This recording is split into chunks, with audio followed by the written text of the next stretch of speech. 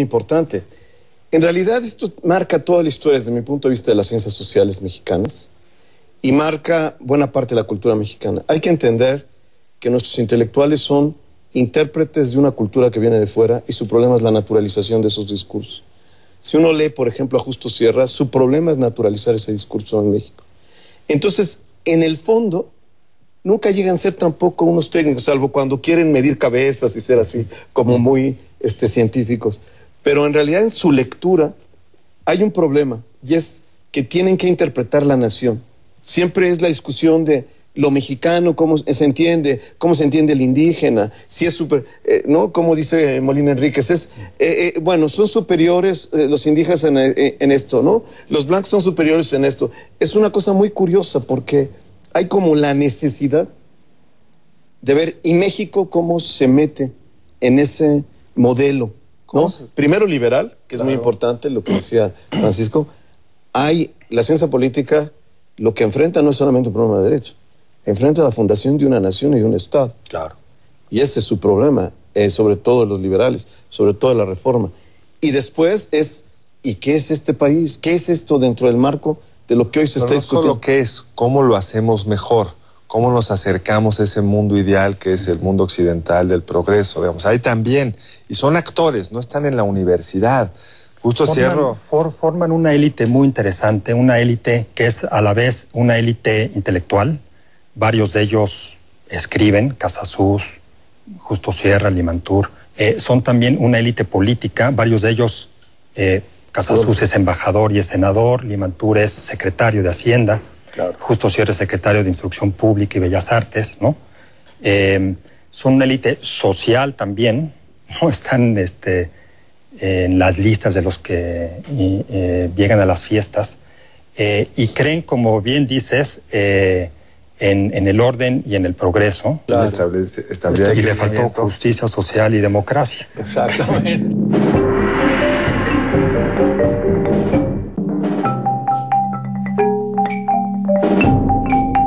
Tenemos un salto para, digamos, poder, en el tiempo que tenemos, llegar al presente. En los 70s empieza la efervescencia democrática en México. Justo cuando está entrando el gobierno de Luis Echeverría, post-68, empieza la construcción de lo que hoy tenemos, la famosa alternancia, las instituciones electorales, digamos, de la competencia, toda una revalorización de lo que la democracia importa, aún desde la izquierda. ¿Quiénes son los grandes actores de este proceso, digamos, desde el punto de vista intelectual? En los años 70, esa es una buena pregunta. Don Jesús Reyes Heroles, diría yo, es el personaje emblemático de la democracia. De esa época. O sea, yo creo que no es un discurso en los 70. Hay un discurso de la necesidad del cambio. Hay un movimiento juvenil.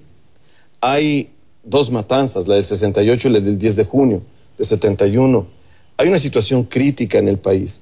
Pero incluso los propios intelectuales importantes de ese momento sacan su famoso manifiesto de Echeverría o el fascismo, ¿no? Sí. Y se alinean con Echeverría. O sea, cuando Reyes Heroles hace su reforma, dice claramente Reyes Heroles, lo importante no es las mayorías, eso está muy bien, lo importante son las minorías. Y hace la reforma política bajo el supuesto de que hay que establecer, abrirle los espacios.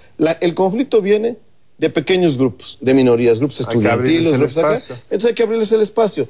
Creo que hoy hay una ciencia política que sin duda no es lo suficientemente extensa y grande que a mí me gustaría desde el punto de vista del óptimo para producir más explicaciones sobre la realidad, pero que creo yo que está hoy mucho mejor equipada en los dos terrenos fundamentales de lo que es el pensamiento y la ciencia política.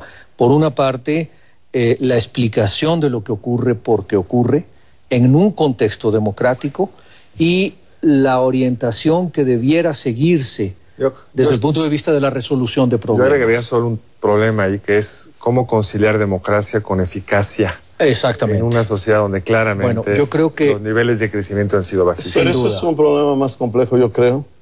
Yo estoy de acuerdo con lo que dice Francisco. Yo creo que la ciencia política ha crecido, ha producido bastante, pero y se está produciendo, se están construyendo comunidades académicas. Esto es muy importante, lo tratamos poco ahora, pero yo creo que eso es un punto importante. Lo que hemos hablado es mucha gente que fue intelectual e ideólogo y al mismo tiempo hacía ciencias sociales, y muchas de estas figuras que mencionamos eran más esto. Yo creo que desde la década de los 80s, bien o mal, hay un proceso de institucionalización fuerte. Sí. ¿No? Ahora, lo único que quiero decir es una cuestión. A propósito de sociología, ciencia política y podríamos decir economía y otras cosas. En realidad, lo que ocurre también a nivel mundial y en México es que surge un cierto discurso, ¿no? Con muchas virtudes y atributos, pero también con ciertas debilidades. Todo este discurso económico, básicamente, que en realidad pierde de vista ciertas cosas, como los problemas de integración social, como los problemas de cohesión social. Yo creo que cuando se habla en la democracia de problemas de la democracia, en México estamos hablando de cosas que ya no tienen que ver con problemas de alternancia, no tienen que ver simplemente con problemas, o cuando hablamos de ciudadanía, no es simplemente un individuo que es capaz de hacer ciertas cosas, estamos hablando de problemas más complejos que quedan prácticamente abandonados. Bueno, los abandonamos también en este programa, no los pudimos ahondar con la rigor que merece, pero el tiempo se nos ha acabado. Fernando, muchas gracias. Al contrario. Paco, Carlos, y a ustedes que nos acompañaron aquí en Discutamos México, les agradecemos mucho hayan seguido este programa y espero haya sido interesante. Buenas noches.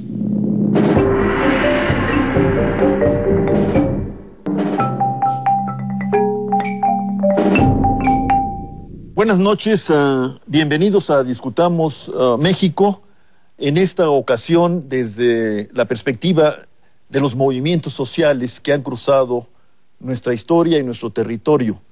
Preguntarse por los movimientos sociales y su significado puede desconcertar y sorprender a muchos, sobre todo si asumimos que en el presente mexicano y mundial la gran perspectiva y expectativa de las sociedades es la de que la era de los derechos en expansión se concrete en una especie de ciudadanía firme y robusta, y algunos dicen incluso ciudadanía global.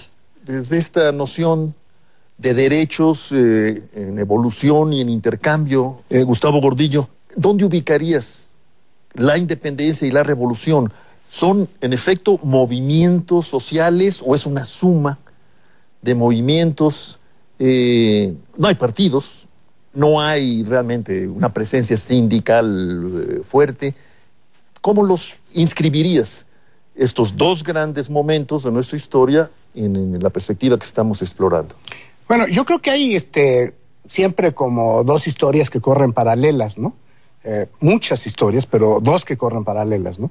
Que es la historia de las élites, cómo se ubican, cómo se reconstituyen, cómo se ven en respecto al poder, y también reivindican desde luego también derechos. Y las historias de abajo, de las gentes, ¿no? De la gente que se está queriendo organizar y está buscando también sus propios derechos, ¿no? Hay un fenómeno que me parece muy común tanto en el siglo XIX, en el siglo XX y ahora. Se empiezan siempre a desarrollar lo que François Furet llamaba las sociedades de ideas. Grupos de contestatarios, de gente que está buscando nuevos derechos o que piensa que hay que modificar esto. Y eso genera redes elitistas en el sentido que provienen sobre todo de clases medias, y en determinados momentos esas ideas, esas sociedades de ideas que son grupos pequeños, empiezan a generar y a vincularse con demandas de la gente, los campesinos, los indígenas. Y esa convergencia es la que me parece que termina generando grandes movimientos. Pero hay que advertir algo que yo creo que es muy importante, que tanto en los grandes momentos de la independencia, como de la revolución, como posteriormente con el cardenismo, como posteriormente en 68, etcétera, como que